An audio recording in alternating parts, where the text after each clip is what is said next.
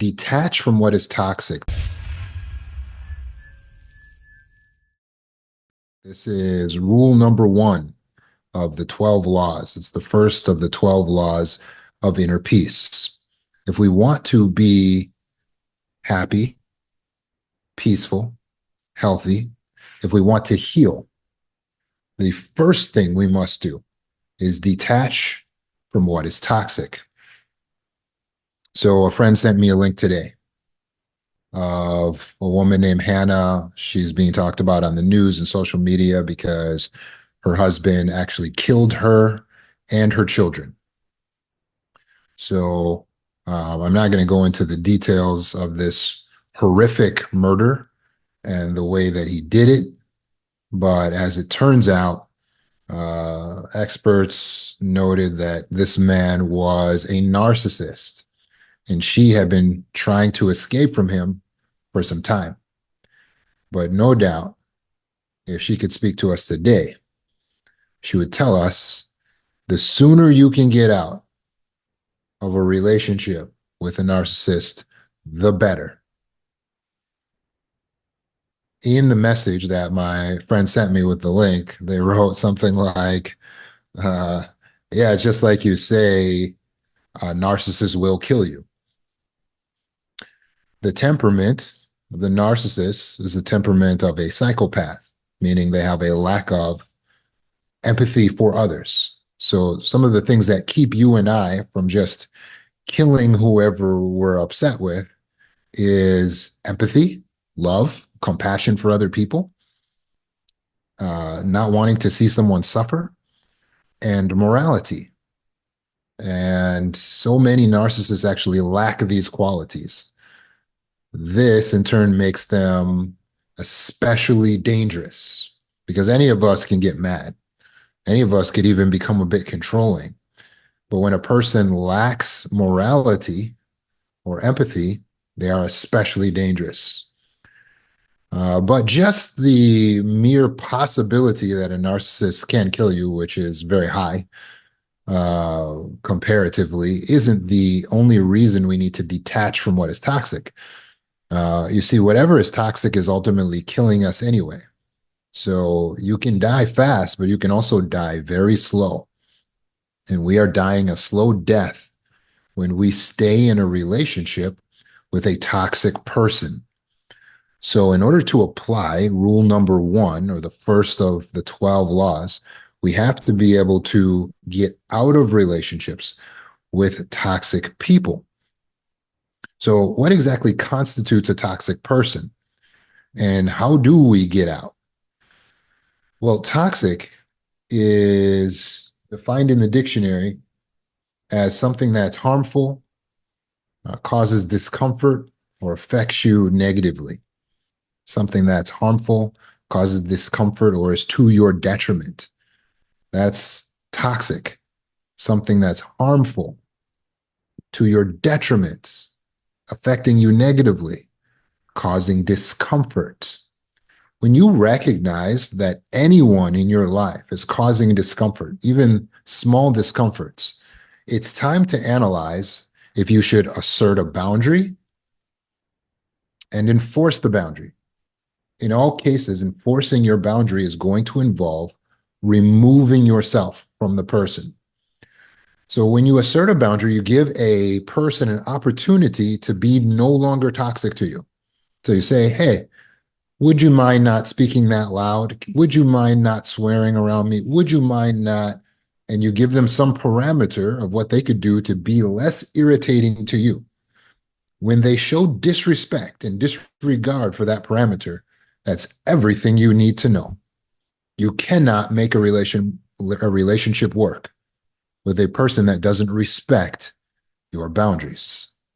I repeat, you cannot make a relationship work with a person that doesn't respect your boundaries, your standards, your parameters. When you say something, I don't care if you are a woman or a man or a child or an adult. If you say, hey, I don't like this in any way, shape, or form, maybe you didn't have the words. You were just like, doesn't matter how you say it.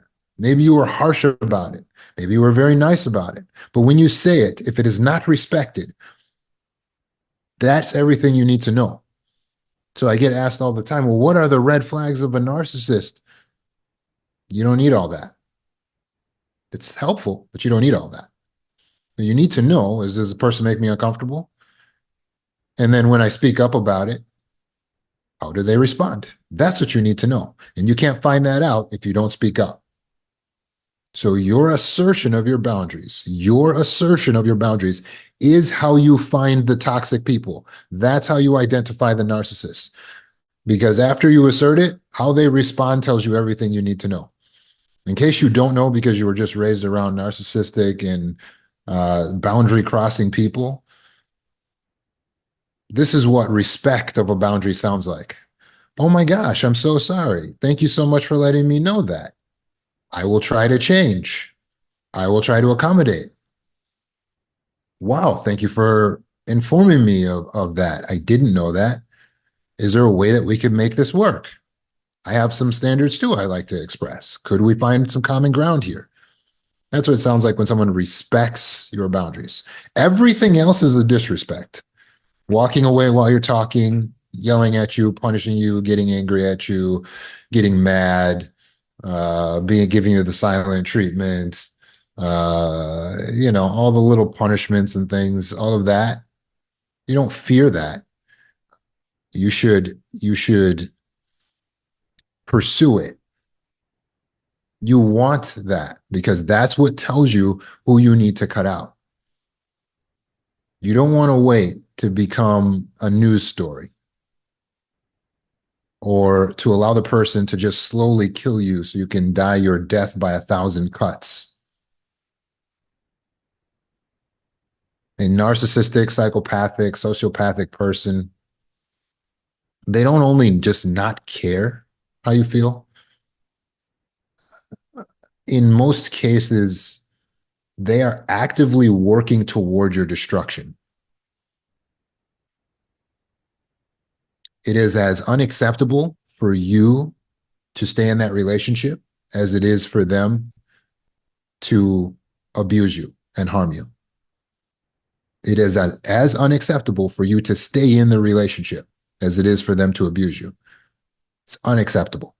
You are subjecting a human being to torture, to misuse, to abuse.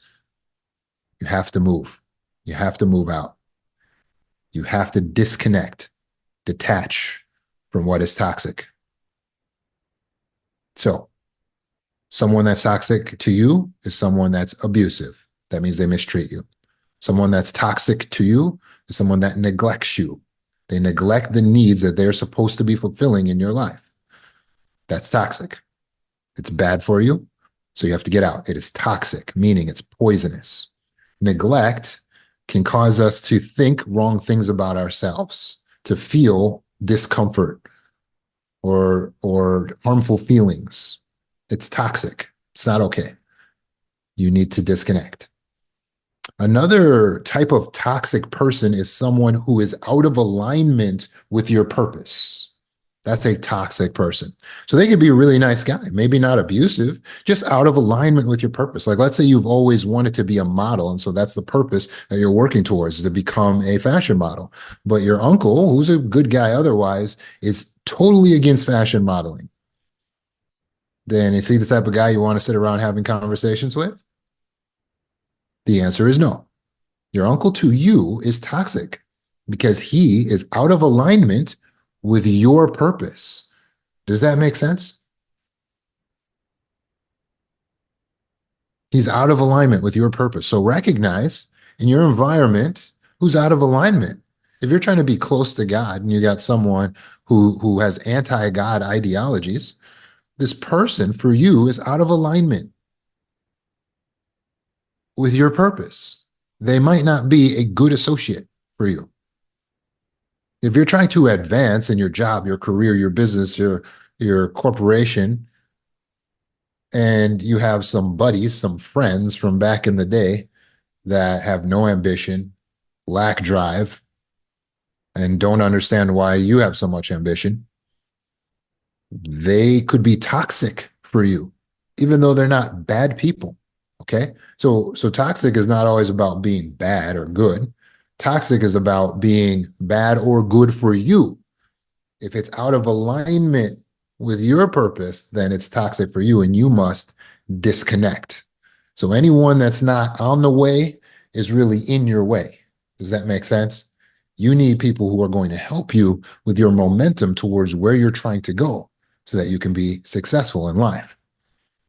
Also, making the roster of toxic people are people with negative attitudes.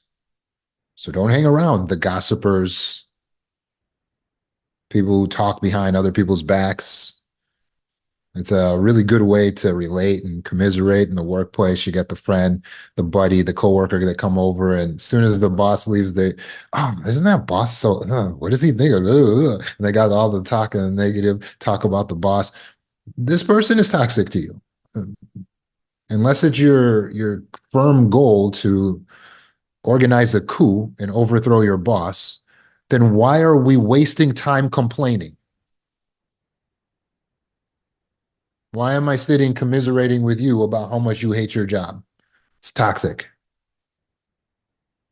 Cut it off. There's no point.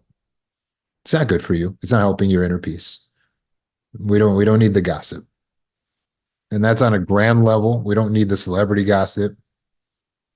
We don't need the workplace gossip. We don't need the family gossip. Miss me with that, Aunt Kay, Aunt Jennifer, whatever. Dismiss me with the family gossip. I gotta go. Hey, look, don't call me with that. I'm not interested. Is that how you talk to your family? Yes. Yes. Be less accommodating. Be less nice. Hey, don't talk to me about stuff like that. I'm not interested. That's none of my business. Just like that. It's toxic. Don't allow yourself to get absorbed in that sort of thing. People who manifest destructive behavior, also toxic. So they're sabotaging their own life. They want to party to their own detriment. They overdrink, they overeat, they oversleep, they indulge in drugs and alcohol. These friends are not beneficial to your path. They're not in alignment with your values and your virtues. They don't help you to become healthy and the best version of yourself. So cut them off. Identify them as toxic. The people that the narcissist infects with their toxicity and their smear campaign, you should also cut them off. Well, but that's all my friends and family. Yeah, maybe you'll feel a lot better when you finally cut all your friends and family off. Well, why would I encourage you to cut all these people off? Because they've been infected by the smear campaign. If they've been infected by false information, it's best for you to remove yourself back away from them. And all of a sudden, you'll realize you're not so anxious all the time. And you're not so depressed because you're so worried about what all of these people are thinking about you. So sometimes removing them, like literally moving states away from these people, cities, villages, towns, school, changing your church, your congregation, your parish, your mosque, like getting away from these people is very helpful to facilitating your growth and your healing.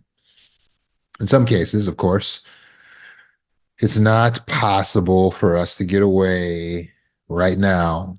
Well, then you cut them off emotionally. You don't look for validation from anyone, first of all, but you don't try to have what you used to have with these people who have been infected by a smear campaign.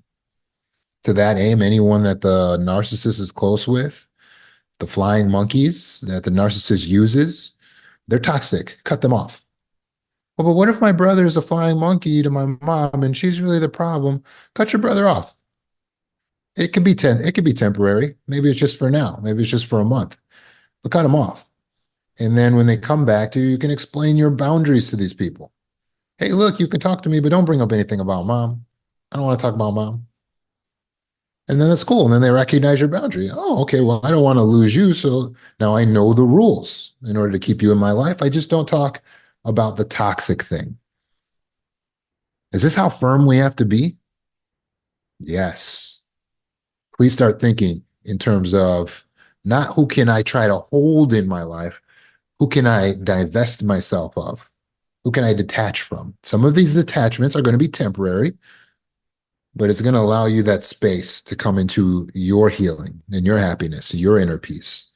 And then later we can reassess if some of these connections can be salvaged.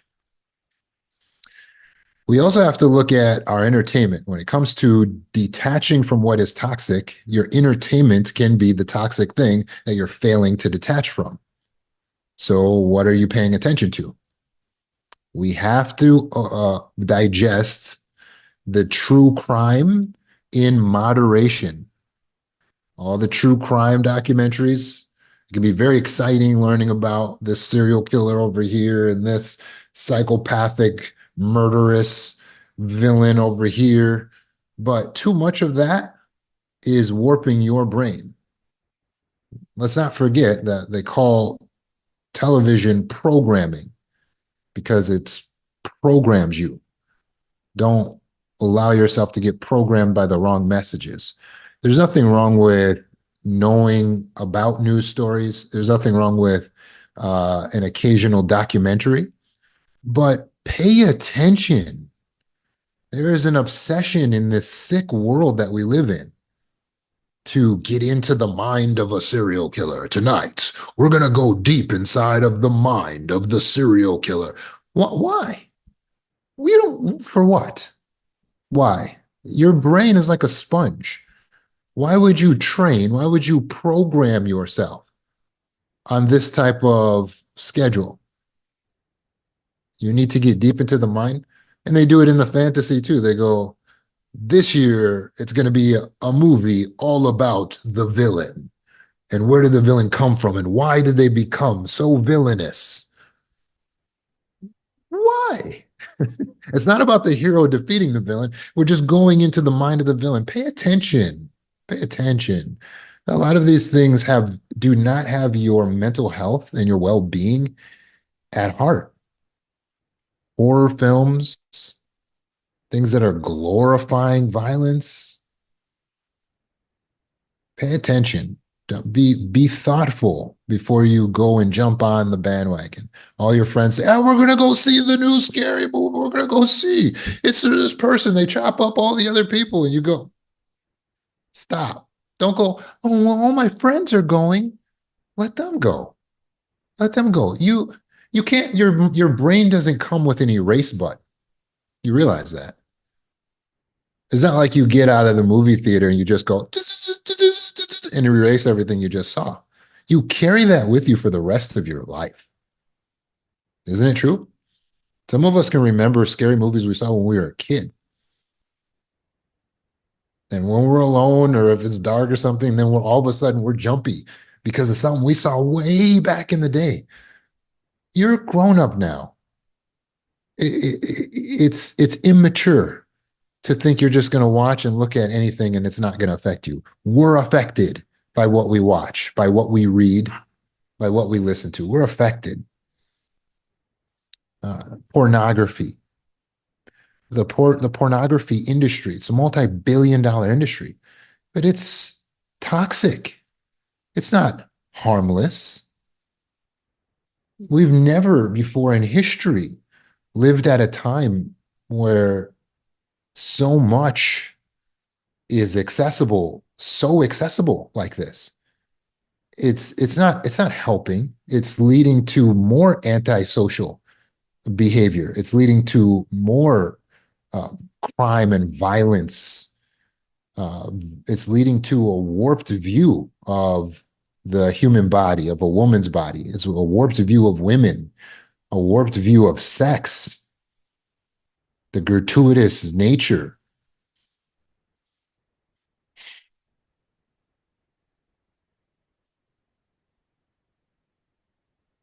We are what we eat. So what you take in is going to affect who you become. So don't just be quick to just take in anything at any time for an instant gratification. Pay attention. Understand what's really behind this. In the industry of pornography, these models or actresses, many of these are women who are struggling with their mental health. And some of them don't feel free in their choice and decision to get involved in that industry or truly aren't free. And you're supporting that, even paying for it. Make wise choices for what you will allow to become a part of you and what you allow yourself to become a part of. Speaking of what becomes a part of us, what are we taking into our bodies? I'm not just talking about the sugar and the fat. I'm talking about the mind altering substances. Detaching from what is toxic means that you'll recognize that drugs and mind altering substances could have their place, but maybe their place isn't helping us to detach every day from reality. Maybe that's not the proper use of mind altering substances. Maybe utilizing them to feel some sort of hit of dopamine high or connection to numb our pain. Maybe that's not healthy. Maybe recognizing that some of these things can be habit forming and some of these things can be addictive. And so, therefore, they can be dangerous. Once something has got a hold of you where you think about it as soon as you wake up in the morning, before you go to bed, and all during the day, like nicotine, then it becomes your God. Is that what you want? You want to be worshiping nicotine? You want to bow down on the altar of an addictive substance? You're better than that.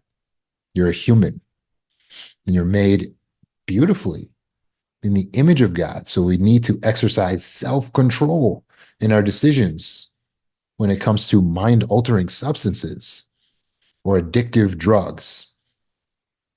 We have to use moderation when it comes to alcohol. There's nothing wrong with having a good time with your friends, but isn't drinking too much losing your mental capacities? So we're altering our mind. If you drink too much, then you lose control. And people say, well, that's the fun of it. Hmm, it sounds toxic to me.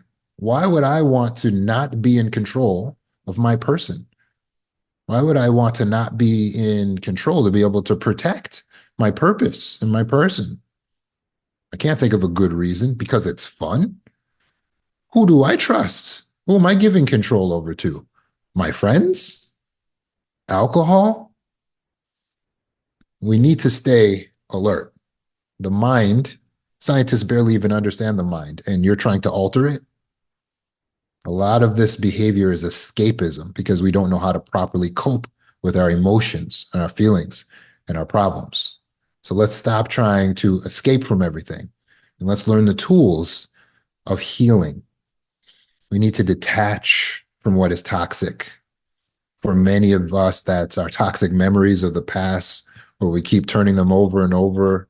And we're always thinking about everything bad that used to happen to us or that did happen to us. For others of us, it's our trauma bond to our abusive mate or our toxic mate. And so we're stuck in this trauma bond. That is where you love a person, even though they don't love you, or they could say they emotionally love you, but they're to your detriment. So anytime you love someone or something that's really to your detriment, that's a trauma bond. It doesn't make sense. It's like Stockholm syndrome, being in love with your own captor. Your work environment could be toxic if there's harassment, favoritism, pressure that you're working under. So let's identify what's stopping us from detaching right now. Let's end this for ourselves. What's stopping you from detaching from what is toxic? Is it a fear of being alone? Well, if it's loneliness that you're dealing with, go to YouTube, Roman Zanoni, loneliness. You'll learn that loneliness is a perception of the mind. It doesn't get cured by having another human around. Is it that you're holding out hope that that toxic person is going to change? Because if you're doing that, you're focusing on what you cannot control. That's cognitive distortion. You can't control whether they change or not. So the best thing to do is to detach for now and let them become non-toxic before you stay attached to them. But right now, they are toxic. So let's deal in the present. Is it because you have low self-esteem, low self-worth? Well, then change the way you speak to yourself because you don't want the toxic thing that you need to detach from to be your own patterns of thinking. So change the way you speak by focusing on everything that's good about yourself. I can do it. I am capable. I have done things in the past. I am proud of myself.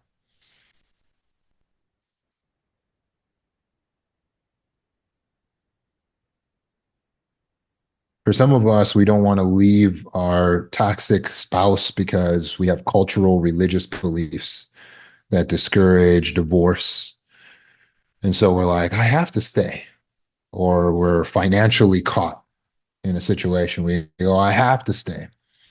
So I want you to get rid of the I can'ts and break things down to the details. Look very closely at your religion or your culture to understand, is the purpose of these laws that I abide by or these cultural tenets, is the purpose to keep people in abusive relationships?